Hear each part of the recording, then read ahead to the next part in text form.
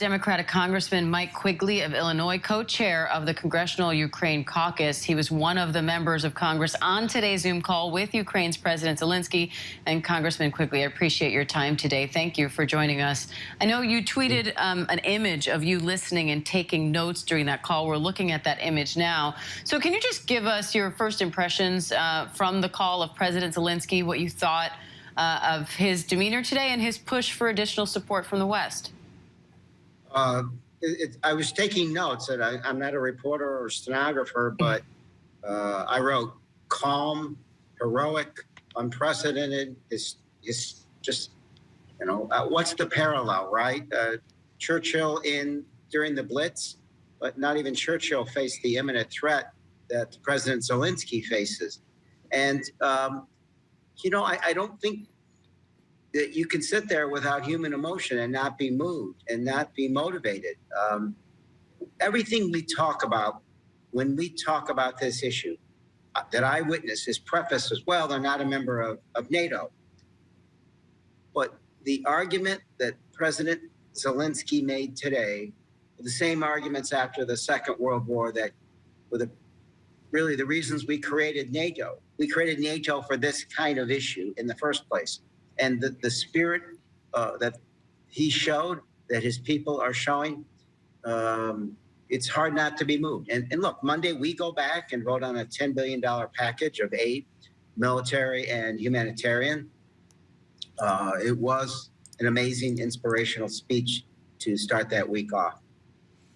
Now, he did specifically call, we understand, for the U.S. and NATO allies to put in place a no-fly zone over Ukraine.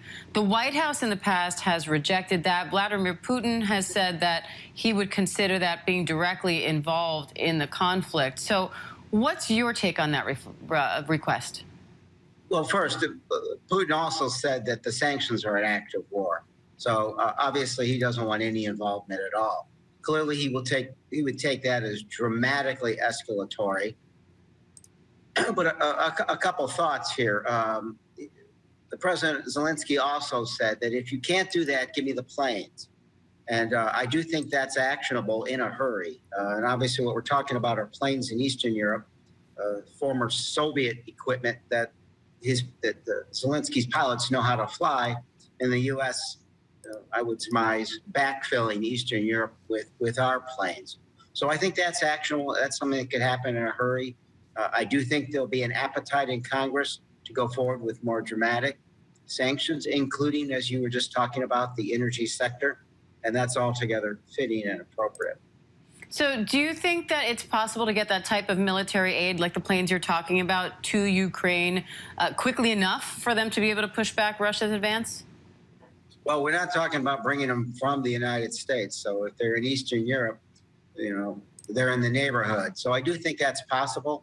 You know, we are told that the equipment is getting through. The military aid that the U.S. and NATO is sending is getting through. So it's not going to get easier, but I do believe it's possible and certainly necessary. And what can you tell us about this package now, this financial aid that you're describing that we know Congress is trying to hammer out right now and get done ASAP? Yeah, the details are being worked on, but it's, you know, approximately $10 billion, half of which, again, is humanitarian in nature, half of which is military. And you know, this is evolving in a very quick pace. I think Thursday we were told it was a $6 billion package, and then Friday morning it was 10. So who knows what comes next? And clearly the ante is being upped in NATO as well. And to the point of this accelerating, something I referenced earlier was said, you know, sometimes in 10 years, nothing happens. Sometimes 10 years happens in a week. Again, who knew Switzerland would no longer be neutral, that Germany would change decades and decades of refusal to send lethal aid, and suddenly they are. And I want to stress, I don't want Putin to know what we will or won't do. He must fear anything. He must know that everything is on the table because of what we're seeing in Ukraine. All right, Representative Mike Quigley, we appreciate your time today. Thank you, sir.